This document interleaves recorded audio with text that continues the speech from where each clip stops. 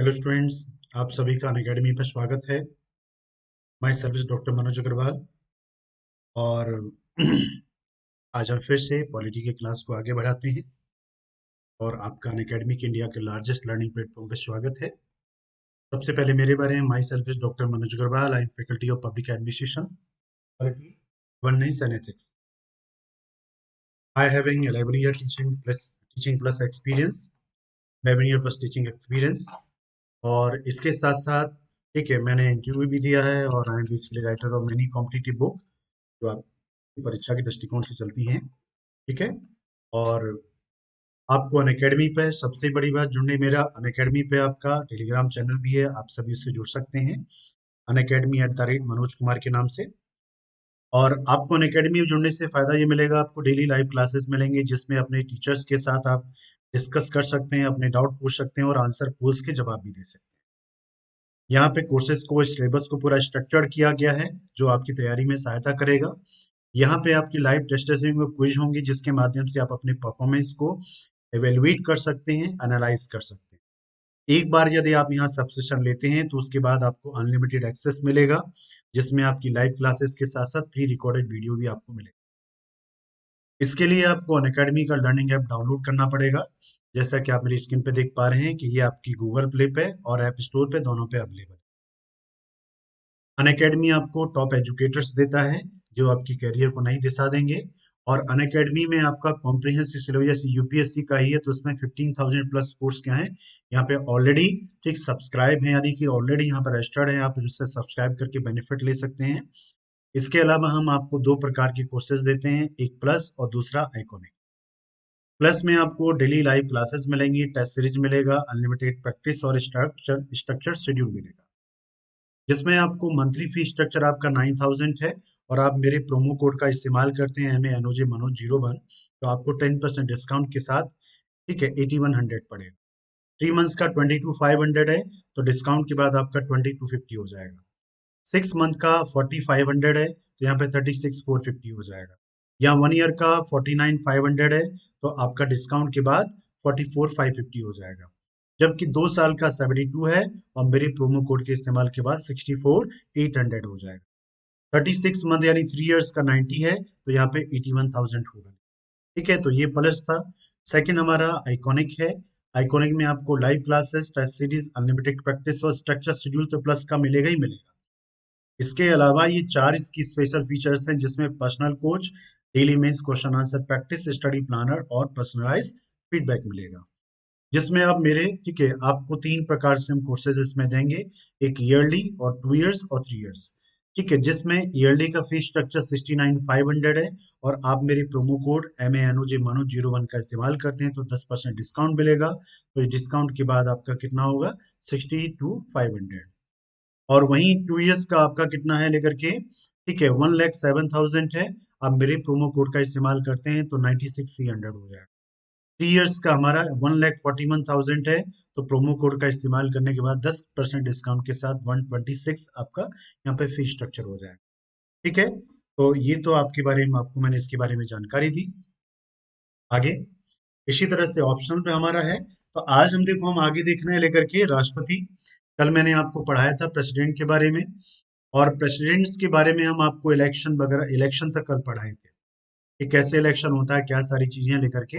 और महाभियोग की प्रक्रिया भी हमने आपको कल समझाई थी। आज हम पढ़ाएंगे आपको लेके राष्ट्रपति की शक्तियां, यानी पावर्स ऑफ प्रेसिडेंट्स। आप जानते हैं यूपीएससी में राष्ट्रपति एक ऐसा टॉपिक है जिस पे बहुत प्रश्न पूछे गए हैं और आगे की परीक्षाओं के लिए भी आपका ये क्या है, महत्वपूर्ण टॉपिक रहेगा। तो पहले तो इसके बारे में एक एक करके हम जान लें और ठीक है, फिर उसके बाद में हम डिस्कस करें। तो देखो, जो राष्ट्रपति की शक्तियां हैं लेकर के, उनके बारे में हम एनालिसिस करें तो सबसे पहले हमारा, जैसे राष्ट्रपति की शक्तियों को बांटा जाता है, अध्ययन किया जाता है, तो मैं आपको सभी विद्यार्थियों को बता दूं एक बार लेकर के कि राष्ट्रपति की जब भी आप शक्तियों के बारे में बात करते हैं, ठीक है, तो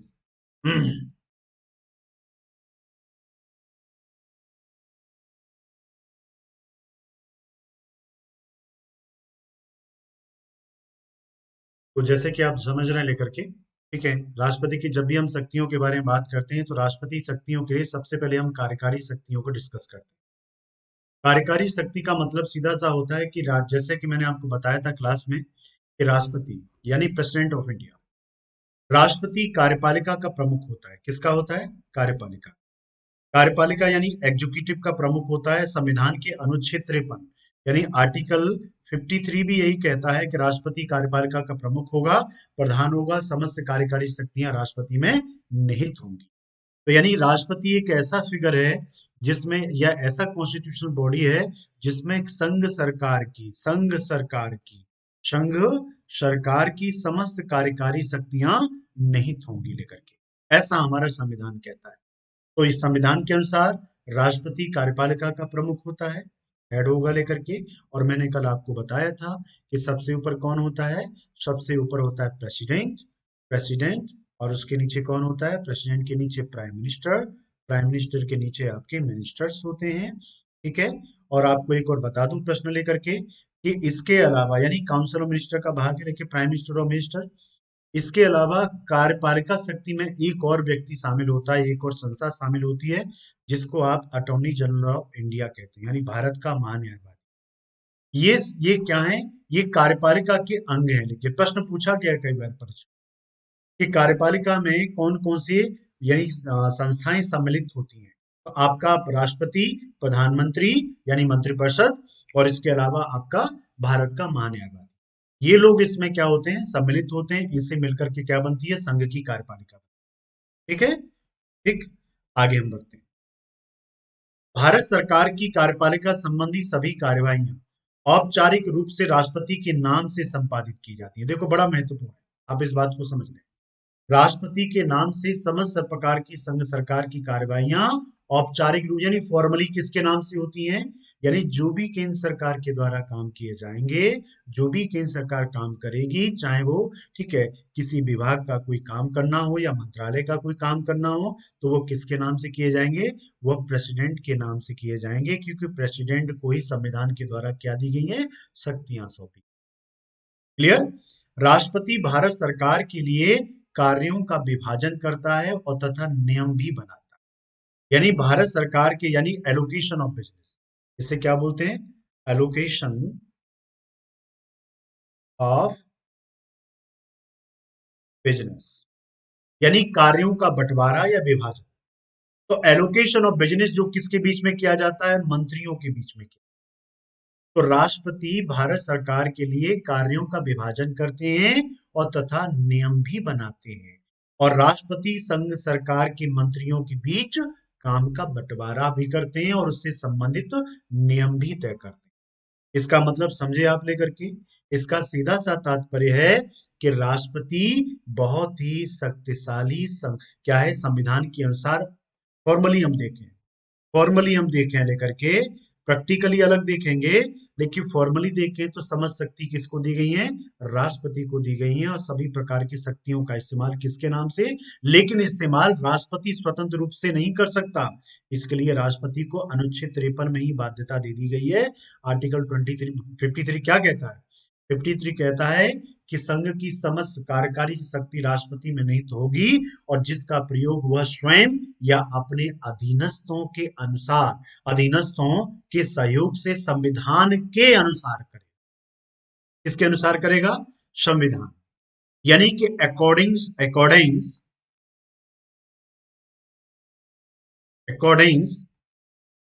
इंडियन कॉन्स्टिट्यूशन।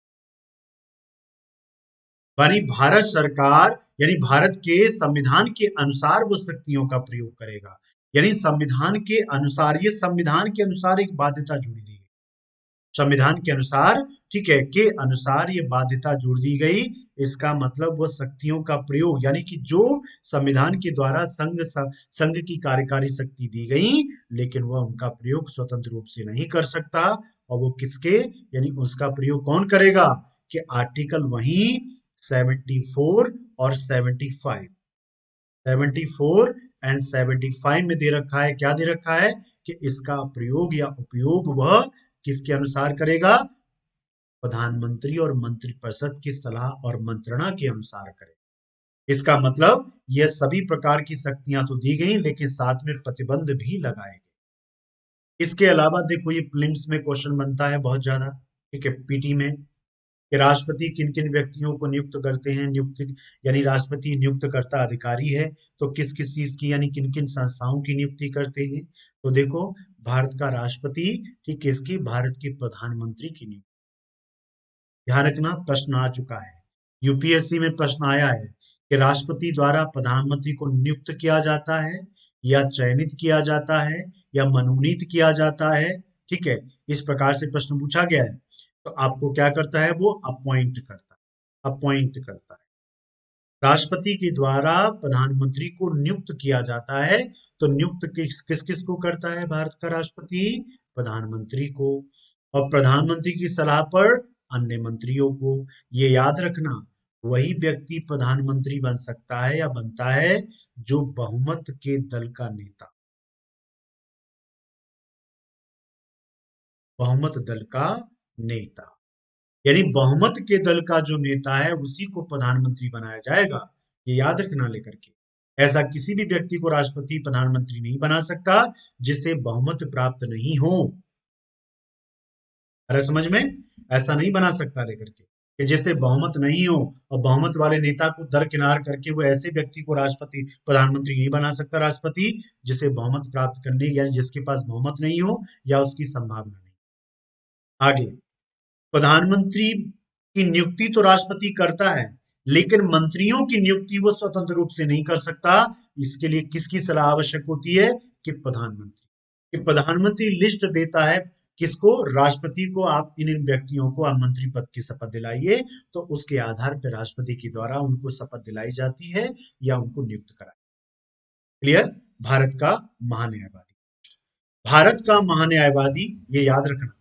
एक चीज और, कि प्रधानमंत्री और मंत्री और महान्यायवादी, ये सभी व्यक्ति राष्ट्रपति के प्रसाद पर्यंत काम करते, राष्ट्रपति के प्रसाद पर्यंत,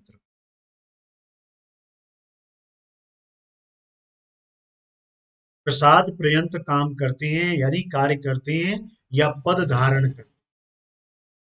यानी कि इसका मतलब होता है, प्रसाद पर्यंत का इंग्लिश में बोलते हैं, ठीक है, प्लेजर ऑफ प्रेसिडेंट।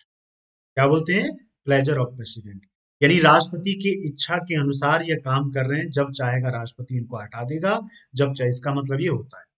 लेकिन एक्चुअल में राष्ट्रपति का यहाँ प्रसाद पर्यंत का तात्पर्य यहाँ पे क्या होता है, कि संसद का यानी लोकसभा का विश्वास। राष्ट्रपति के प्रसाद पर्यंत प्रधानमंत्री और मंत्रिपरिषद के बारे में क्या है, कि लोकसभा का विश्वास, लोकसभा का विश्वास, लोकसभा का विश्वास का मतलब हो गया बहुमत, कि जब तक उसे सरकार को यानी किसको, जब तक मंत्री और प्रधानमंत्री पर, मंत्रियों के पास, ठीक है, लोकसभा में बहुमत है, तब तक राष्ट्रपति उनको पद से नहीं हटा सकता, यानी वो अपना कार्यकाल पूरा करें। यदि बहुमत नहीं होगा तो फिर राष्ट्रपति क्या कर सकता है, प्रसाद पर्यंत, मतलब राष्ट्रपति फिर वहां पे क्या कर सकता है, कि मंत्रिपरिषद को या प्रधानमंत्री को त्यागपत्र देने के लिए कह सकता है, और यदि नहीं त्यागपत्र दें तो उन्हें पद से हटा सकता है। Clear. Next is CAG, CAG, CAG, यानी भारत के नियंत्रक एवं महालेखा परीक्षक को जो अनुच्छेद 148 में दिया हुआ है, उसकी नियुक्ति कौन करते हैं, राष्ट्रपति। मुख्य निर्वाचन आयुक्त और अन्य निर्वाचन आयुक्त की नियुक्ति, ठीक है, आर्टिकल 324 के तहत कौन करता है, राष्ट्रपति करता है। संघ लोक सेवा आयोग के अध्यक्ष एवं सदस्य जो आर्टिकल 315 में दे रखा है, नियुक्ति कौन करता है, प्रधानमंत्री या राष्ट्रपति करता है। अनुसूचित जाति जनजाति आयोग के अध्यक्ष सदस्यों की नियुक्ति कौन करता है, राष्ट्रपति करता है। अल्पसंख्यक आयोग के अध्यक्ष सदस्य की नियुक्ति कौन करता है, राष्ट्रपति करता है। अंतरराज्यीय परिषद, आप जानते हैं अंतरराज्यीय परिषद का, इंटर स्टेट काउंसिल की स्थापना की गई है, और अंतरराज्यीय परिषद का कार्य क्या होता है, अनुच्छेद 262 के तहत, के 263 के तहत क्या काम है इसका लेकर के, कि अंतरराज्यीय परिषद क्या करती है, कि अंतरराज्यीय परिषद केंद्र और राज्यों के और राज्यों के मध्य समन्वय एवं सौहार्द को बढ़ावा देने के लिए स्थापित की गई, यह क्या है, परिषद है, जिसकी, जिसको कौन करता है, ठीक है, जिसकी नियुक्ति कौन करता है, राष्ट्रपति। इसके अलावा उपराज्यपाल, आयुक्त और प्रशासकों की नियुक्ति भी कौन करता है, राष्ट्रपति। क्लियर? तो ये मैंने आपको बताया राष्ट्रपति के नियुक्ति संबंधी कार्य, आपको समझ में आ गए होंगे। इसके अलावा देखो कार्यकारी शक्ति में एक आर्टिकल और इंपॉर्टेंट है, जिस आर्टिकल का नाम है 78। क्या नाम है? अनुच्छेद 78। आर्टिकल 78 क्या है, ये किस चीज के बारे में बात करता है, हम देखते हैं अभी लेकर के। ठीक है, देखो संविधान का अनुच्छेद 78 बात करता है किसके बारे में? एक तो प्रधानमंत्री का राष्ट्रपति के प्रति एक कर्तव्य होगा। क्या होगा? कि प्रधानमंत्री संघ के कामकाज और विधायन संबंधी, और कौन से विधायन संबंधी प्रस्तावों के बारे में राष्ट्रपति को समय समय पे क्या करेंगे? सूचित करेंगे, अर्थात ये प्राइम मिनिस्टर की ड्यूटी हो। क्लियर? यह राष्ट्रपति के प्रति प्रधानमंत्री का कर्तव्य है कि वह समय समय पर केंद्र सरकार के द्वारा क्या क्या प्रशासनिक निर्णय लिए गए हैं और कौन कौन से विधायी प्रस्ताव प्रस्तुत किए जाने हैं या किए जाएंगे, उनके बारे में वह राष्ट्रपति को समय समय पर सूचित कर। ठीक। दूसरा, संघ के कामकाज और कानून बनाने के प्रस्ताव के बारे में प्रधानमंत्री से वह सूचना मांग सकते हैं। देखो, एक तरफ तो प्रधानमंत्री का कर्तव्य है, यदि प्रधानमंत्री कहीं अपने कर्तव्य में असफल रहते हैं या वो जानबूझ के सूचना नहीं देते, जैसे देखते होंगे कई राज्यों में, जैसे ये आरोप लगाया जा रहा है अभी हाल ही में, कहा बंगाल में, कि बंगाल में प्रधान मुख्यमंत्री ममता बनर्जी के द्वारा राज्यपाल को बाईपास किया जाता है और उनकी गरिमा को ठेस पहुंचाई गई है। उनको कोई जानकारी नहीं दी जाती है, ठीक है, उनका सम्मान भी नहीं किया जाता है। तो ये सब क्या है लेकर के, कि ये सूचना मांग सकता है, ये संविधान द्वारा ये अधिकार दिया गया है कि आप नहीं भी जानकारी दे रहे हैं तो मांगने का अधिकार है किसको? राष्ट्रपति। यदि किसी मुद्दे पर किसी मंत्री द्वारा कोई निर्णय ले लिया गया है, किसी मंत्री के द्वारा कोई निर्णय ले लिया गया हो और मंत्रिपरिषद द्वारा उस पर विचार न किया गया, यानी किसी मुद्दे पर किसी मंत्री द्वारा कोई निर्णय ले लिया गया है और मंत्रिपरिषद के द्वारा विचार नहीं किया गया, यानी काउंसिल ऑफ मिनिस्टर ने या कैबिनेट के बिना विचार के किसी मंत्री ने अपने विभाग संबंधी किसी विषय पर निर्णय ले लिया है स्वतंत्र रूप से, और राष्ट्रपति को लगता है कि उस निर्णय पर, उस मुद्दे पर संपूर्ण मंत्रिपरिषद के द्वारा विचार किया जाना चाहिए, क्योंकि यह महत्वपूर्ण निर्णय है या महत्वपूर्ण ऐसा विषय है जिस पर संपूर्ण मंत्रिपरिषद निर्णय लेगी, तभी एक अच्छा निर्णय माना जा सकता है। तो राष्ट्रपति प्रधानमंत्री को मंत्रिपरिषद के विचार के लिए कह सकते। ठीक है, तो आर्टिकल 78 आई होप क्लियर हो गया होगा आपका लेकर के, कोई समस्या नहीं होगी लेकर के। ठीक है, तो मैं आगे बढ़ूं अब लेकर के। तो हमने क्या क्या डिस्कस कर लिया? कार्यकारी शक्ति अभी तक डिस्कस कर ली, यानी कार्यपालिका शक्ति के बारे में हमने चर्चा।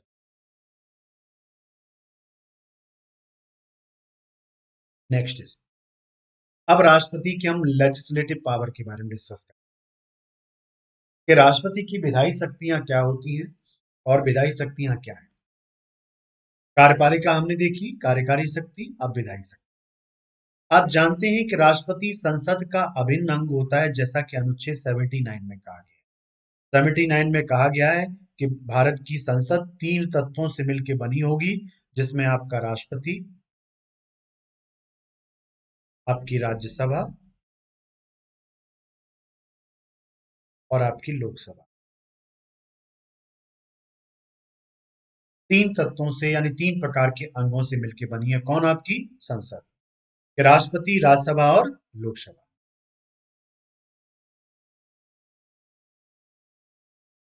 प्रश्न बनता है या उठता है कि राष्ट्रपति को संसद का अभिन्न अंग क्यों बनाया है? ठीक है, कि राष्ट्रपति अभिन्न अंग है लेकर के संसद का, तो इसे अभिन्न अंग क्यों बनाया गया? क्या कारण है कि राष्ट्रपति को इसका अभिन्न अंग बनाया गया? पहला कारण, ध्यान रखें ये महत्वपूर्ण है, आपको जानना, आपको समझ में आता होगा कि राष्ट्रपति को अभिन्न अंग, देखो हमने आपको बताया कार्यकारी शक्तियां राष्ट्रपति में निहित होती हैं। हमने कार्यपालिका का प्रमुख बताया था राष्ट्रपति को आपको। कार्यपालिका का क्या होता है? प्रमुख होता है लेकर के, हेड होता है। क्यों होता है? कि आर्टिकल 73 के द्वारा राष्ट्रपति को क्या, वो 53 के द्वारा राष्ट्रपति को क्या दी गई है? समस्त प्रकार की शक्तियां राष्ट्रपति में निहित होंगी, ऐसा संविधान के द्वारा। अब इसे क्या बन गया? वो कार्यपालिका का प्रमुख बन गया। इधर हम देख रहे हैं आर्टिकल 79 में क्या कह दिया जा रहा है कि राष्ट्रपति को संसद का अभिन्न अंग बना दिया जाए, क्योंकि राष्ट्रपति के बिना, ठीक है, क्या कहा जा रहा है कि राष्ट्रपति संसद का अभिन्न अंग होगा और उसके बिना संसद पूर्ण नहीं होगी। तो प्रश्न उठता है कि राष्ट्रपति को उसका अभिन्न अंग क्यों बनाया। पहला, कि बिना राष्ट्रपति के कोई भी विधेयक, कोई भी बिल, एक्ट नहीं बन सकता। यानी कि जो भी पास किया जाता है संसद में, जो लाया जाता है, पास किया जाता है, वो बिल होता है। और बिल को जब राष्ट्रपति का सिग्नेचर हो जाता है, राष्ट्रपति का स्टाम्प लग जाता है, तो वो एक्ट बन जाता है। क्या बन जाता है? एक्ट। एक्ट का मतलब है वो एक्शन में आ गया। एक्ट का मतलब है वो एक्शन में आ गया है। अब वो क्या बन गया है? अब वो लॉ बन गया है, विधि बन गया है, कानून बन गया है। तो कोई भी विधेयक तब तक कानून नहीं बन सकता भले ही संसद के दोनों सदनों द्वारा उसे पारित कर दिया गया हो, लेकिन तब तक नहीं बन पाएगा जब तक राष्ट्रपति के द्वारा उस पर, ठीक है, हस्ताक्षर न कर दिए जाएं या उस पर अपनी मोहर नहीं लगा या उसे अनुमति नहीं दे दी। क्लियर?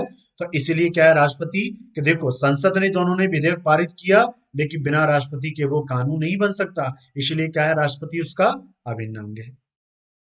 दूसरा, सदन की बैठक राष्ट्रपति के आदेश से आहूत की जाती है। क्लियर?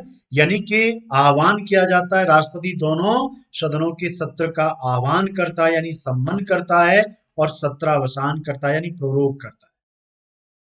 आह्वान का मतलब सदन की बैठकें आयोजित करना, आहूत करना, और सत्रावसान मतलब सत्र का अंत होना। जैसे आप जानते हैं, ठीक है, हमारे यहाँ संसद के 3 सत्र होते हैं लेकर के, आप जानते होंगे अच्छी तरह से। पार्लियामेंट के 3 सेशन है, सत्र कौन से हैं? 3 है लेकर के, जिसमें आप पहला जानते हो लेकर के, क्या नाम है? सबसे पहला होता है बजट सत्र। दूसरा आपका कौन सा होता है लेकर के? ठीक है, मानसून सत्र, क्योंकि आप जानते हैं गर्मी के बाद क्या आता है? गर्मी के दौरान मानसून आता है। और तीसरा आता है आपका शीतकालीन सत्र। अभी शीतकालीन सत्र होगा दिसंबर में। क्लियर? तो बजट, मानसून और शीतकालीन। ठीक है, जो मानसून होता है वो जनरली जुलाई से अगस्त के बीच में होता है। बजट सेशन जो होता है आपका जनवरी के लास्ट, ठीक है, वीक से लेकर के आपका मई तक होता है। ठीक है, और शीतकालीन सत्र आपका, ठीक है, नवंबर दिसंबर या दिसंबर जनवरी में, जनरली नवंबर दिसंबर में रहता था, लेकिन अभी क्या है, ठीक है, दिसंबर में होता है। ये सबसे छोटा सत्र होता है। कौन सा? शीतकालीन। आगे, राष्ट्रपति लोकसभा का विघटन करता है। क्या करता है? डिसॉल्व करता है। राष्ट्रपति ही वो व्यक्ति है जो क्या करता है, कि लोकसभा का विघटन करता है, डिसॉल्व कर देता है। क्यों करता है? कि लोकसभा का विघटन किस स्थिति में किया जाएगा, ये मैं संसद बताऊंगा, लेकिन शॉर्ट में बता देता हूं कि लोक या तो उसका कार्यकाल 5 साल का पूर्ण हो गया हो, ठीक है, या, ठीक है, जो पहले से सरकार चल रही थी और वो उसका अविश्वास प्रस्ताव में हार जाए, या सरकार ने त्यागपत्र दे दिया हो, अविश्वास प्रस्ताव पारित हो गया है और कोई भी नया दल सरकार बनाने की स्थिति में नहीं है। क्लियर? तो करेगा। या फिर क्या करे, सरकार ही इस्तीफा दे दे लेकर के, जो ऑलरेडी जो रूलिंग पार्टी है वो इस्तीफा दे दे और कोई और अन्य दल इस उस स्थिति में नहीं है कि सरकार बना ले, तो क्या कर देगा वो, लोकसभा का विघटन करके नई सरकार का चुनाव, नई सरकार के लिए, ठीक है, नए इलेक्शन को कंडक्ट कर। ठीक है, तो इस प्रकार की व्यवस्था है। आगे, अब राष्ट्रपति की देखो क्या है, क्या विशेष शक्तियां हैं, कि वह विशेष दशाओं में दोनों सदनों की संयुक्त बैठक आयोजित कर सकता है। आप जानते हैं 108 की, ठीक है, तो अनुच्छेद 108 के तहत संयुक्त बैठक भी आयोजित कर सकता है। संयुक्त बैठक का मतलब होता है कि लोकसभा और राज्यसभा दोनों सदनों अलग अलग नहीं, बल्कि सभी सदस्य एक जगह बैठ करके किसी विशेष मुद्दे पर या किसी विशेष बिल या विधेयक पर क्या करेंगे, निर्णय लेंगे कि वो पास होना चाहिए कि नहीं होना चाहिए। तो उसे क्या बैठेंगे, संयुक्त बैठक बोले। और संयुक्त बैठक का निर्णय कौन लेता है? राष्ट्रपति। लेकिन अध्यक्षता कौन करता है? आपका लोकसभा का स्पीकर।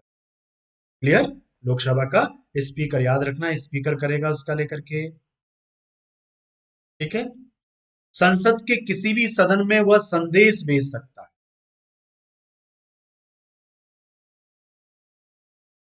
ठीक है, क्या कर सकता है? संदेश भेज सकता है। कि संसद के किसी भी सदन में वह संदेश भेज सकता है, किस स्थिति में?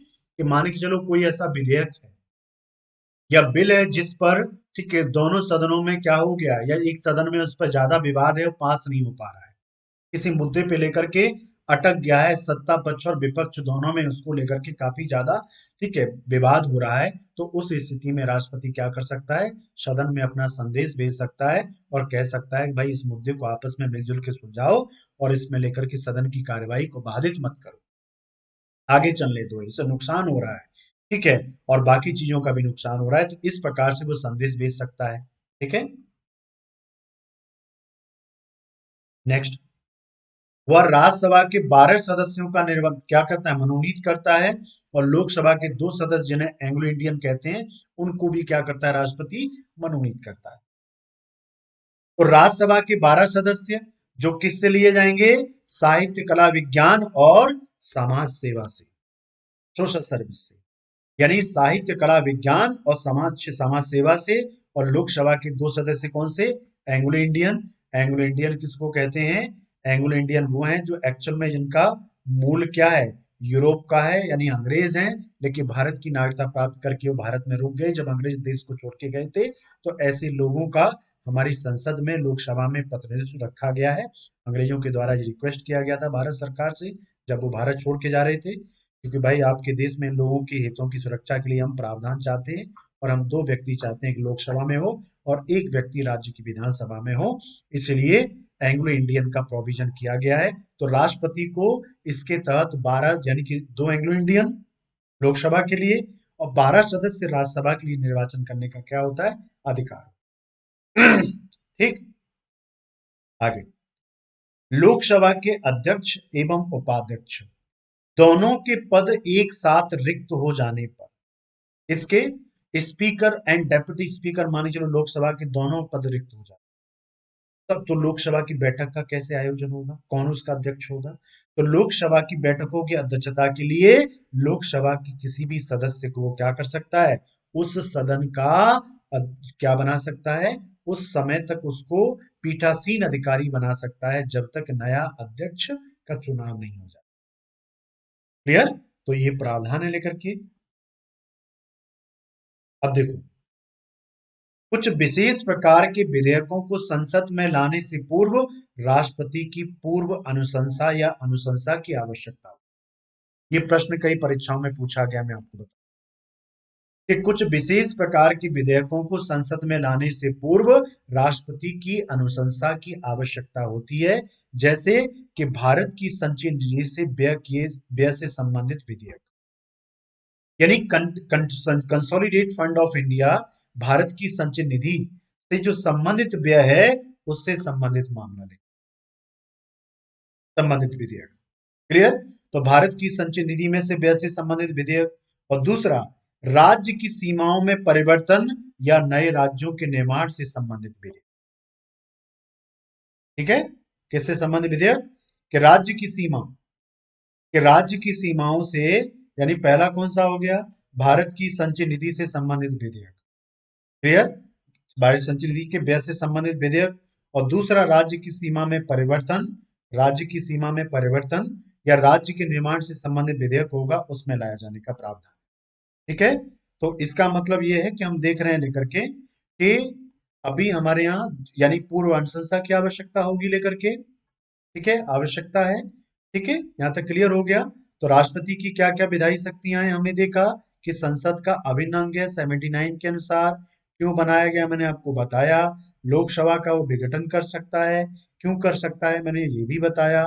इसके अलावा मैंने बताया कि अनुच्छेद 108 के तहत संयुक्त बैठक का आयोजन कर सकता है, और संयुक्त बैठक कब होती है, जब किसी विधेयक पर दोनों सदन में क्या हो जाए, दोनों सदनों में अवरोध हो जाए और किसी एक विधेयक पर, किसी मामले पर वह एक दूसरे से टकरा देते हैं, टकरा जाते हैं और आम सहमति नहीं बनती है, तब संयुक्त बैठक का प्रावधान है, और इसे बुलाने का अधिकार राष्ट्रपति को है और अध्यक्षता करने का स्पीकर ऑफ लोकसभा। वह दोनों सदनों में संदेश भेज सकता है, और वह 12 लोक राज्यसभा के सदस्यों को मनोनीत करता है और 2 सदस्य लोकसभा के मनोनीत करता है। वह अध्यक्ष उपाध्यक्ष का पद रिक्त होने की स्थिति में किसी भी लोकसभा के सदस्य को पीठासीन अधिकारी नियुक्त करता है। और कुछ मामलों में राष्ट्रपति की पूर्व अनुमति विधेयकों के संदर्भ में लेना आवश्यक होता है, तभी वो विधेयक संसद में प्रस्तुत किए जा सकते हैं। जैसे संचय निधि से किया जाने वाला कोई भी व्यय से संबंधित विधेयक, और राज्य की सीमाओं में परिवर्तन या नए राज्य के निर्माण से संबंधित विधेयक जो भी लाया जाएगा, जो आर्टिकल मैंने आपको बताया था संविधान का भाग 1 से 4, भाग 1 के अनुच्छेद 104 तक, और मुख्य रूप से कौन सा लेकर के अनुच्छेद 3 में जो प्रोविजन दे रखे हैं उनसे संबंधित। अब देखो प्रश्न आपकी परीक्षा में पूछ लिया जाता है वीटो पावर के ऊपर। इसके ऊपर वीटो पावर, कि वीटो पावर किसे कहते हैं, वीटो पावर क्या है, वीटो शक्ति किसे कहते हैं। कि संसद द्वारा किसी विधेयक के, देखो वीटो पावर को समझने से पहले हम ये देख लें कि राष्ट्रपति किस प्रकार से विधायन प्रक्रिया में भागीदारी करते हैं। विधायन का मतलब, ठीक है, संसद के द्वारा जो बिल पास किए जाते हैं, मैंने कहा विधायन, विधायन प्रक्रिया में किस प्रकार से भागीदारी करता है। विधायन का मतलब मैंने क्या बताया आपको लेकर के, कि कानून बनाने या विधि निर्माण करने से संबंधित बात। तो विधायन प्रक्रिया में किस प्रकार से भागीदारी करता है हम देखेंगे। कि संसद द्वारा किसी विधेयक के पारित कर दिए जाने के पश्चात, ठीक है, उसे राष्ट्रपति के पास भेजा जाता है। यानी कोई भी विधेयक जो संसद के द्वारा पारित किया जाएगा, तो किसके पास भेजा जाएगा, वो राष्ट्रपति के पास भेजा जाता है। तो वह कौन, राष्ट्रपति क्या कर सकता है, राष्ट्रपति के पास तीन विकल्प होते हैं। पहला, वो उस पर अनुमति दे दे। दूसरा, अपनी अनुमति को या सहमति को सुरक्षित रख ले, यानी विद होल्डिंग। विद होल्डिंग का मतलब है कि वो उस पर, ठीक है, विद होल्डिंग का मतलब सीधा सा हो गया, वो उस पर अनुमति नहीं देना चाहता, ठीक है, रोक लेता है, सुरक्षित रख लेना। तीसरा, संसद द्वारा पुनर्विचार के लिए विधेयक को वापस कर सकते हैं, सिवाय, सिवाय यानी एक्सेप्शन क्या है, कि धन विधेयक और संविधान संशोधन विधेयक। ये प्रश्न पूछा गया कि वह संसद द्वारा पुनर्विचार के लिए विधेयक को वापस भेज सकते हैं, सिवाय धन विधेयक और संविधान संशोधन विधेयक को छोड़कर। यदि संविधान संशोधन विधेयक आएगा तो राष्ट्रपति उसे पुनर्विचार के लिए नहीं लौटाएगा, याद रखें लेकर के, उसके पास क्या रहेगा, कि वो उसे अनुमति दे देगा। क्लियर, यानी तीसरा वाला ऑप्शन नहीं होता। और धन विधेयक तो स्वयं उसकी क्या होता है, पूर्व अनुमति से ही लाया जाता है। तो इसलिए धन विधेयक को रोकने का तो कोई पुनर्विचार करने के लिए उसका कोई ऑप्शन ही नहीं बनता है लेकर के, क्योंकि जो भी धन विधेयक प्रस्तुत किया जाना था वो राष्ट्रपति की पूर्व अनुमति से लाया गया है। और संविधान संशोधन विधेयक पर वह पुनर्विचार की शक्ति का प्रयोग नहीं कर सकता।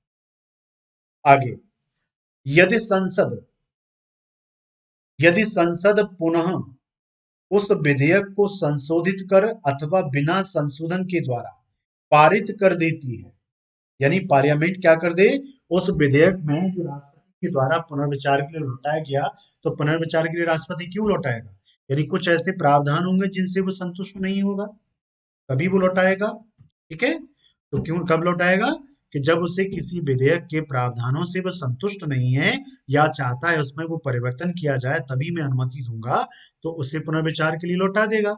तो संसद क्या करेगी, कि पुनः उस विधेयक को संशोधित कर सकती है, जो मांग की गई थी राष्ट्रपति के द्वारा, जो राष्ट्रपति के द्वारा मांग की गई थी कि भैया इस विधेयक में आप संशोधन करके भेजो, ये प्रावधान इसमें बदल के भेजो। और संसद चाहे तो उसमें संशोधन के साथ, या चाहे तो बिना संसद संशोधन के साथ उस विधेयक को पारित कर देती है। तो उस राष्ट्रपति को उस विधेयक पर अनुमति देनी ही पड़ती है। अब उसके पास केवल ऑप्शन एक है, वन है। अब वो विदहोल्ड नहीं कर सकता, न फिर पुनर्विचार के लिए दोबारा लौटा सकता है। क्लियर। तो संसद की क्या है, शक्ति प्राप्त है, जो राष्ट्रपति की वीटो शक्ति को समाप्त कर सकती है।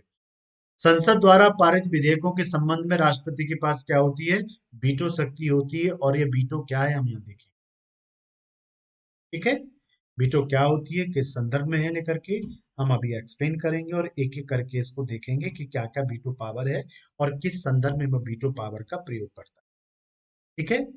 वीटो की शक्ति से तात्पर्य है कि संसद द्वारा पारित विधेयक पर राष्ट्रपति द्वारा अपने मत को निश्चित करना, यानी अपना ओपिनियन डिसाइड करना, कि मैं इस विधेयक को अनुमति देता हूं कि अनुमति विधारित करता हूं, या विधारित का मतलब विदहोल्ड करता हूं, या मैं इसको पुनर्विचार के लिए लूं। कि जब राष्ट्रपति के द्वारा किसी विधेयक को पुनर्विचार करने के लिए निर्णय लिया जाता है, या उस पर निर्णय या उस पर अनुमति नहीं देने का निर्णय लिया जाता है, या राष्ट्रपति उस पर विलंब करना चाहता है, विलंब कर देता है किसी विधेयक को रख करके अपने पास, तो इस प्रकार की जब इस प्रकार की प्रक्रिया जिसके तहत अपनाता है, उस प्रक्रिया को वीटो शक्ति। और भारत के राष्ट्रपति को 3 प्रकार की वीटो शक्ति प्राप्त है। कितने प्रकार की? 3 प्रकार। तो भारत के राष्ट्रपति को 3 प्रकार की वीटो प्राप्त है, जिसमें हम एक एक करके एक्सप्लेन करेंगे और उसके बारे में बात करेंगे।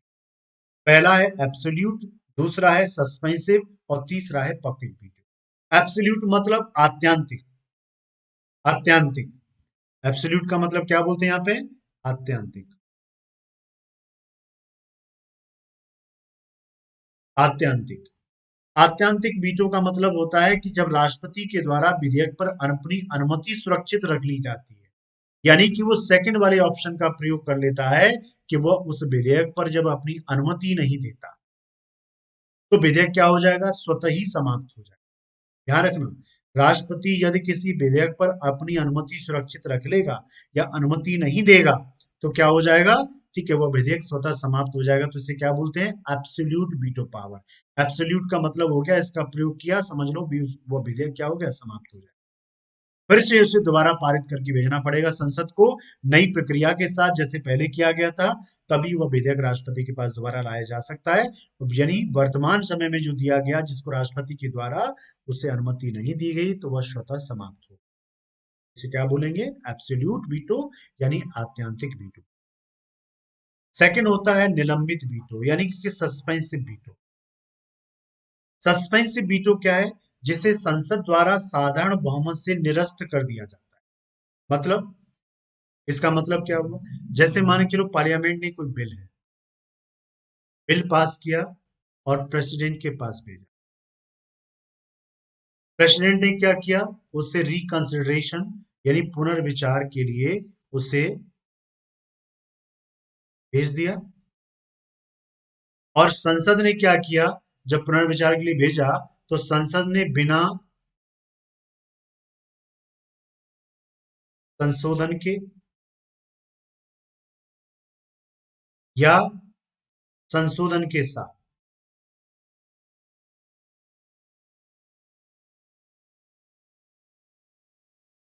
पारित कर दिया। तो क्या हो जाएगा? वो पारित कर दिया। यानी कि जब कोई बिल निलंबित यानी सस्पेंसिव क्या होगा? सस्पेंसिव के नाम से क्लियर है कि राष्ट्रपति की वीटो पावर को सस्पेंड कर देना, निलंबित कर देना। राष्ट्रपति की वीटो पावर को, कौन सी वीटो पावर? कि जिस पर राष्ट्रपति ने पुनर्विचार के लिए वो भेजा था, उस विधेयक को लोकसभा क्या करेगी? संसद कि साधारण बहुमत से उसे क्या कर सकती है? पास करके राष्ट्रपति के पास भेज देगी। तो राष्ट्रपति के पास केवल एक ही विकल्प होगा, और वो कौन सा है? अनुमति देना। तो इसे क्या बोलेंगे? सस्पेंसिव वीटो बोलेंगे, निलंबित वीटो बोलेंगे। क्लियर है? तीसरा है हमारा वीटो पावर, यानी pocket veto power. Pocket veto क्या होता है? कि जब विधेयक पर राष्ट्रपति के द्वारा अनुमति देने में विलंब किया जाए। जब विधेयक पर राष्ट्रपति द्वारा अनुमति देने में विलंब कर दिया जाए, या राष्ट्रपति, देखो 3 ऑप्शन, कौन से? 3 ऑप्शन है। तीनों ऑप्शन में राष्ट्रपति जब क्या करे, न तो यह क्या करे, यानी 3 ऑप्शन है राष्ट्रपति के पास। तो पहले ऑप्शन में क्या है? अनुमति देना। दूसरे में क्या है? लेकर के अनुमति को, ठीक है, रोक लेना। और तीसरे में क्या है? पुनर्विचार के लिए लौटाना। तो राष्ट्रपति क्या करे? न तो अनुमति दे रहा है, न वो मना कर रहा है, और न पुनर्विचार के लिए वापस लौटा रहा है। और उसके पास वो विधेयक पड़ा हुआ है, उसके बारे में कोई निर्णय नहीं ले रहा है, अपना मत निश्चित नहीं कर रहा है। और उसका उद्देश्य क्या है? इसलिए वो क्या करे? जेब में डाल के भूल गया। यानी पॉकेट वीटो का मतलब उसे जेब में डाले रखना। और उसके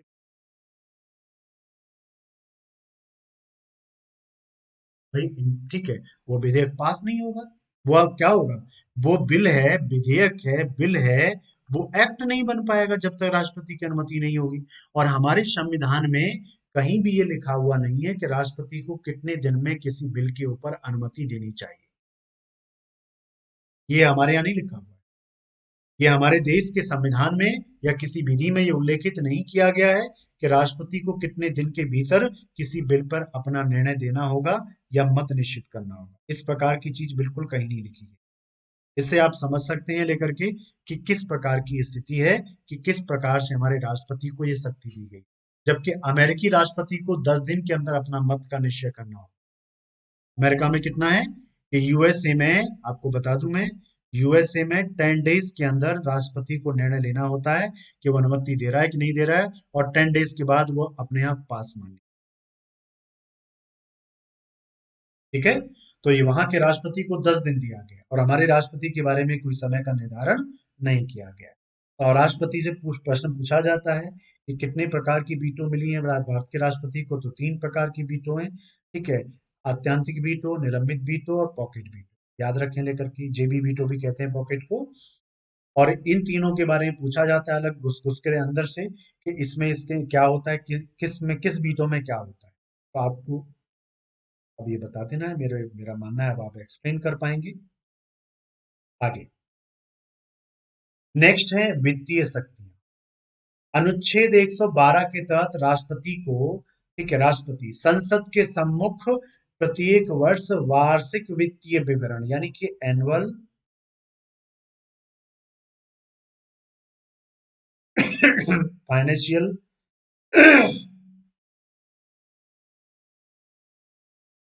स्टेटमेंट को रखवाए। हमारे यहाँ बजट को संविधान में वार्षिक वित्तीय विवरण कहा गया। क्या कहा गया है? वार्षिक वित्तीय विवरण, एनुअल फाइनेंशियल स्टेटमेंट का। यानी हमारा संविधान में यह अनुच्छेद 112 के तहत राष्ट्रपति पर यह जिम्मेदारी डाली गई है कि वह संसद के सम्मुख यानी संसद के दोनों सदनों में प्रत्येक वर्ष वार्षिक वित्तीय विवरण अर्थात बजट को, इसका मतलब क्या हो गया, अर्थात बजट को प्रस्तुत कराएगा, बजट प्रस्तुत करवाएगा। राष्ट्रपति की पूर्व अनुशंसा पर ही सदन संसद में धन विधेयक लाए जा सकते हैं। क्या लाए जा सकते हैं? धन विधेयक। यानी मनी बिल कब लाया जाएगा? कि राष्ट्रपति की पूर्व अनुशंसा पे मैं आपको बताया था मनी बिल लाया जा सकता है, अन्यथा नहीं लाया जा। ठीक। नेक्स्ट, राष्ट्रपति की अनुशंसा के बिना अनुदान के लिए कोई मांग नहीं की जा सकती है संचय निधि से। यानी संचय निधि से कोई भी आपको खर्चा करना है तो पहले किसकी अनुमति चाहिए? राष्ट्रपति की अनुमति चाहिए, मैंने आपको। नेक्स्ट, भारत की आकस्मिकता निधि यानी कंटिंजेंसी फंड। भारत का कौन सा? कंटिंजेंसी। भारत का जो कंटिंजेंसी फंड है, आकस्मिकता निधि, वह निधि होती है जिसमें देश के ऊपर कोई विपत्ति आए या जो खर्च हैं जो हमने पहले से संसद के द्वारा अप्रूवल कराए हैं उसके अलावा ऐसा कोई नया खर्च है, अनफोर्सीन एक्सपेंडिचर है जो तुरंत खर्च करने की आवश्यकता है, तो वह आकस्मिकता निधि के तेज से खर्च किया जाता है और यह राष्ट्रपति के अधीन होती है। क्लियर? ये किसके अधीन होती है? ये राष्ट्रपति के अधीन होती है। इसलिए तो कि व्यय हेतु राष्ट्रपति धन आहरण कर सकता है, यानी ठीक है, मनी को डिसबर्स कर सकता है, राष्ट्रपति को अधिकार होता है कि इस प्रकार से खर्च की अनुमति दे। राष्ट्रपति प्रत्येक 5 वर्ष के पश्चात क्या करेगा? केंद्र राज्यों के मध्य करों के वितरण हेतु और अनुदानों के यानी ग्रांट्स के वितरण हेतु, ठीक है, क्या करेगा? वित्त आयोग का गठन करेगा जो इस मामले पर सलाह देगा। आप जानते हैं अभी तक भारत में 15 वित्त आयोग गठित हो चुके हैं। कितने हो चुके हैं? 15 वित्त आयोग का सिफारिश भी आ गया है सिंह, ठीक है, इनके सिंह की अध्यक्षता में बनाया गया था 15वां वित्त आयोग। तो 15 वित्त आयोग गठित किए जा सके हैं भारत में अभी तक, आपको जानकारी होगी मुझे आशा है। अब देखो इसकी न्यायिक शक्तियां, जुडिशियल पावर। भारत के राष्ट्रपति को जुडिशियल पावर भी प्रदान की गई है, न्यायिक शक्तियां। वह सर्वोच्च न्यायालय, वह उच्च न्यायालय तथा उच्च न्यायालय, वह सुप्रीम कोर्ट और हाई कोर्ट के मुख्य न्यायाधीशों तथा अन्य न्यायाधीशों की नियुक्ति करता है। क्लियर? अनुच्छेद 143 के तहत राष्ट्रपति संविधान या विधि या कानून या तथ्य के किसी प्रश्न पर सर्वोच्च न्यायालय से सलाह मांग सकता है। क्या मांग सकता है? सलाह मांग सकता है। आर्टिकल 143 कहता है कि राष्ट्रपति संविधान या विधि या किसी कानून या तथ्य के किसी प्रश्न पर जिस पर उसे लगता है कि इस पर कानूनी सलाह लेनी चाहिए, संवैधानिक रूप से ये ठीक है कि गलत है, उस मामले पर सुप्रीम कोर्ट से वो सलाह मांग सकता है और सुप्रीम कोर्ट से सलाह देगा। ठीक है, अब देखो इस पर प्रश्न बनाए 143 पर कि देखो, यदि मामला कॉन्स्टिट्यूशन से रिलेटेड है, तो कॉन्स्टिट्यूशन से रिलेटेड है तो राष्ट्रपति प्रेसिडेंट डिमांड करेगा किससे? ठीक है, सुप्रीम कोर्ट से कि एडवाइस दो मेरे को इसके बारे में।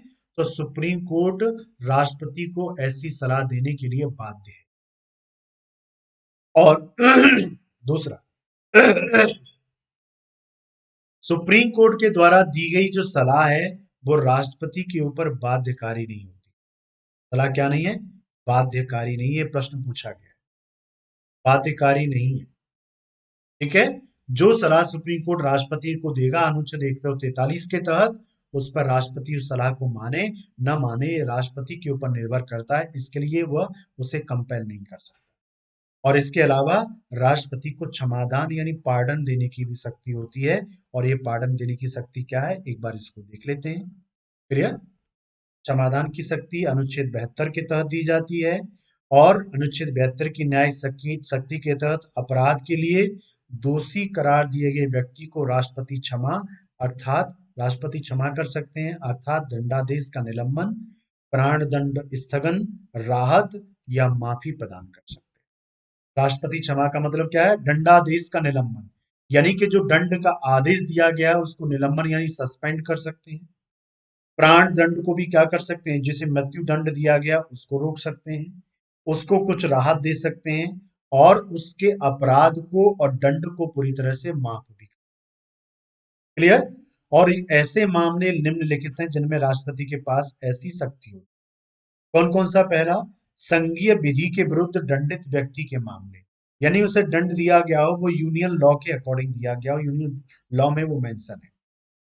दूसरा, कोर्ट मार्शल सैन्य न्यायालय, सैन्य मतलब सेना के न्यायालय के द्वारा दंडित व्यक्ति के मामले।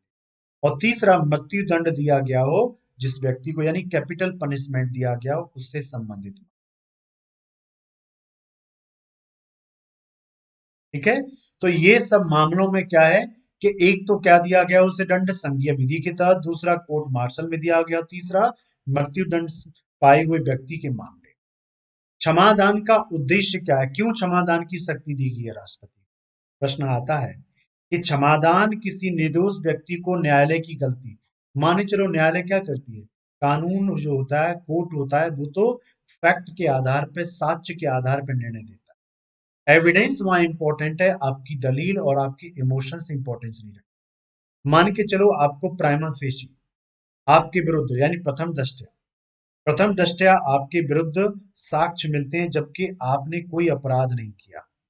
कोई भी आपको कॉन्स्पिरेसी करके फंसा देता है और आपके विरुद्ध वो साक्ष्य मिलते हैं और आपको दे दिया जाता है, ठीक है, आजीवन कारावास।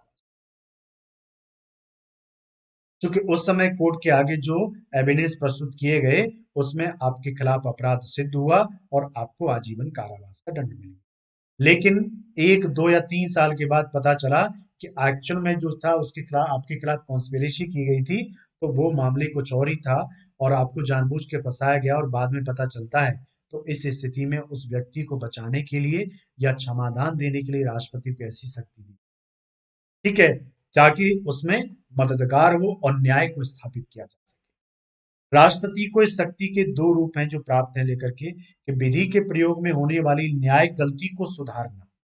मैंने बताया आपको, न्यायपालिका की गलती होगी, न्यायपालिका तो साक्ष्य के आधार पे दी, वो नहीं मिला उसको, उस आधार पे नहीं न्याय दे पाई। यदि राष्ट्रपति दंड का स्वरूप अधिक कठोर समझता, पहला क्या है कि जिस व्यक्ति को दंड दिया गया उसका, ठीक है, स्वरूप ज्यादा कठोर है वो समझता है, तो उसके बचाव के कि राष्ट्रपति उस कठोर को क्या करे, जैसे मृत्यु दंड दिया गया उसको, उस राष्ट्रपति को लगता है कि भैया ज्यादा ही दंड दे दिया गया है तो उसको क्या करो, आजीवन कारावास में बदलो। ठीक है, तो इस प्रकार से राष्ट्रपति को क्षमादान प्राप्त करने की शक्ति के क्या प्रकार हैं? ये 5 प्रकार से शक्ति हैं उसकी। ये 5 प्रकार की जो संविधान के अनुच्छेद 72 में लिखी है। पहला है लघुकरण यानी कम्यूटेशन, लघुकरण का मतलब होता है सजा की प्रकृति को बदलना, यानी नेचर ऑफ क्राइम को बदल देना, जैसे मृत्युदंड को कठोर कारावास में बदल देना। ठीक है। दूसरा परिहार यानी रेमिशन। रिमिशन रिमिशन में मतलब क्या होता है कि सजा की अवधि को बदलना। अवधि यानी कि इसमें सजा की प्रकृति बदल रही है, इसमें अवधि बदल रही है। जैसे 2 साल के कठोर कारावास को 1 साल के कठोर कारावास में बदल देना, अवधि कम कर देना, या नेचर हो रहा है और यहाँ पे अवधि हो रही है। विराम यानी रेस्पाइट, विशेष परिस्थितियों की वजह से सजा को कम करना। विशेष परिस्थिति, यहाँ पे क्या हो रहा है, विशेष परिस्थिति, जैसे शारीरिक अपंगता या महिलाओं की गर्भावस्था के कारण। कोई महिला है जो प्रेग्नेंट है, उसको सजा मिल चुका है, प्रेगनेंसी होती है, ठीक है, तो प्रेगनेंसी के दौरान क्या कर सकती है, उसकी सजा को कम किया जा सकता है। उसको पता चला है कि जेल से कहीं और शिफ्ट किया जा सकता है, और क्योंकि उसकी गलती उसने की, दंड उसको मिला, लेकिन भुगतान उसका बच्चा भी करेगा। इस स्थिति में क्या किया जा सकता है, विराम का मतलब होता है विशेष परिस्थितियों में से सजा को कम कर देना। और यहाँ पे क्या हो रहा है, सजा की अवधि बदल देना है, अलग है।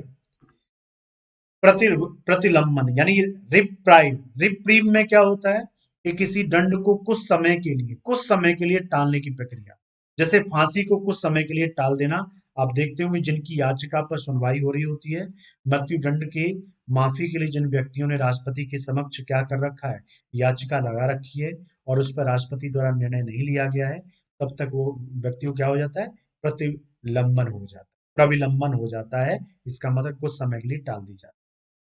और पार्डन यानी क्षमा का मतलब क्या है, पूर्णतः सजा को माफ कर देना। इसका तकनीकी मतलब यही है कि अपराध कभी हुआ ही नहीं। क्लियर। पार्डन का मतलब कि अपराध जो किया उसको खत्म कर देना, चलो ठीक है जो भी है उसको माफ कर देना। तो राष्ट्रपति की क्षमा करने की प्रक्रिया है जो क्या है, कि यह प्रक्रिया भारतीय संविधान के अनुच्छेद 72 के तहत राष्ट्रपति के पास दया याचिका लगाई जाती है, मर्सी पिटीशन होती है, आप जानते हैं। इसके बाद याचिका विचार करने के लिए या गृह मंत्रालय, होम अफेयर मिनिस्ट्री को भेजी जाती है, और उसके बाद ये जिस व्यक्ति जिस राज्य से बिलोंग करता है, राज्य सरकार की सलाह भी ली जाती है। गृह मंत्री की सिफारिश पर परामर्श के बाद याचिका राष्ट्रपति को वापस भेजी जाती है, और राष्ट्रपति से कहा जाता है कि आप इस पर ये निर्णय ले सकते हैं। क्लियर। तो ये क्या होती है, ये क्षमा याचिका या क्षमा की जो याचिका होती है, मर्सी पिटीशन होती है, ये होता है।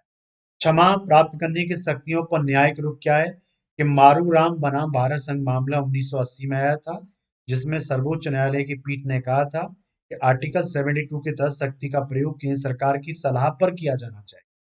यानी राष्ट्रपति इस शक्ति का प्रयोग अपनी मनमर्जी से नहीं कर सकते, केंद्र सरकार की सलाह पे किया जाना चाहिए, न कि राष्ट्रपति द्वारा अपने विवेक से।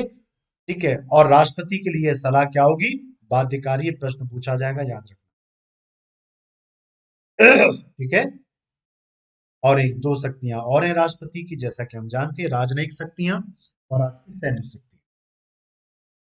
राजनयिक शक्तियां क्या हैं, हम देख रहे हैं लेकर के, डिप्लोमेटिक पावर्स, अंतरराष्ट्रीय संधियों और समझौतों के समापन, यानी एग्रीमेंट जो होते हैं लेकर, इंटरनेशनल जो टीटी होती है या एग्रीमेंट्स होते हैं, उनमें वो राष्ट्रपति के नाम से किए जाते हैं, राष्ट्रपति की ओर से किए जाते हैं, ध्यान रखना। जितने भी अंतरराष्ट्रीय संधि समझौते होते हैं ना, वो राष्ट्रपति के नाम से किए जाते हैं। राष्ट्रपति राजदूतों, उच्चायुक्तों, ठीक है, यानी कि एम्बेसडर्स हैं लेकर के, हाई कमिश्नर्स जो होते हैं लेके, जैसे राजनयिकों को दूसरे देश में भेजता है, यानी हमारे देश के जो राजदूत होते हैं या एम्बेसीज होती हैं, वहां पे इनको भेजते हैं राष्ट्रपति, और दूसरे देश के राजनयिकों का क्या करता है, वो स्वागत करता है, वेलकम। नेक्स्ट है सैन्य शक्तियां। वह भारत की सशस्त्र सेनाओं का सर्वोच्च कमांडर है, आप जानते हैं लेकर के, हमने आपको डिस्कस किया था, आर्टिकल 53 में दे रखा है। वह थल सेना, नौसेना और वायुसेना के प्रमुखों की क्या करता है, नियुक्ति करता है। संसद की स्वीकृति मिलने के आधार पर वह युद्ध तथा युद्ध विराम की क्या करता है, घोषणा करता है। ठीक है, संसद की स्वीकृति मिलने के आधार पर, तो ये क्या कर सकता है, युद्ध की घोषणा कर सकता है, युद्ध विराम की भी घोषणा कर सकता है। तो ये राष्ट्रपति की शक्तियां थी। इन पर जो आगे की चीज है राष्ट्रपति का, जैसे हम आगे डिस्कस करेंगे लेकर के, आगे का जो कल का क्लास होगा आपका, यानी कि हमारा जो 11:30 पे क्लास रहेगा आगे। मैं एक मैसेज दे रहा हूँ आप सभी को, आगे से आपकी जो क्लासेस हैं वो, ठीक है, पॉलिटी पर 8 यानी कि 10:30 पे होंगी, 11:30 पे होगी लेकर के, कब होगी, 11:30 बजे आपकी होगी लेकर के, जिसमें 11:30 बजे पे एक दिन मेरी क्लास पब्लिक एडमिनिस्ट्रेशन पे होगी, और एक दूसरे दिन मेरी क्लास रहेगी पॉलिटी पर। यानी पॉलिटी के क्लास मेरी ऑल्टरनेटिव रहेगी और यहाँ भी क्या रहेगी, ऑल्टरनेटिव। और 11:30 से ठीक है क्लास चलेगी 1 PM तक। यानी 11:30 से आपका ठीक है 1 PM तक क्लास आपकी रहेगी, मेरी पर डे क्लासेस रहेंगी, एक दिन पॉलिटी और एक दिन पब्लिक। ठीक है, तो हम लोग फिर इसमें आगे मिलते हैं लेकर के। तब तक के लिए आप सभी का बहुत बहुत धन्यवाद। ठीक है, और जैसा कि मैंने कहा हम कल मिलेंगे लेकर के फिर से 11:30 पर लेके। और 11:30 के बाद जो मेरा क्लास सेकंड रहेगा आपको बता दूं, वो 2 PM पे रहेगा, 2 PM पर, जिसमें मेरे करंट बेस्ड इश्यूज हैं लेकर, करंट बेस्ड इश्यूज हैं। ठीक है, उन पे मैं डिस्कस करूंगा, लेकिन जो बहुत इंपॉर्टेंट है। और कल मैं डिस्कस करूंगा करंट बेस्ड इश्यूज पर, वन नेशन वन इलेक्शन के ऊपर। ठीक है, तो आप सभी का बहुत बहुत धन्यवाद। फिर हम लोग कल मिलते हैं लेकर के, और फिर कल इस टॉपिक पे आगे डिस्कस करेंगे। ठीक है, तो थैंक यू एवरीवन।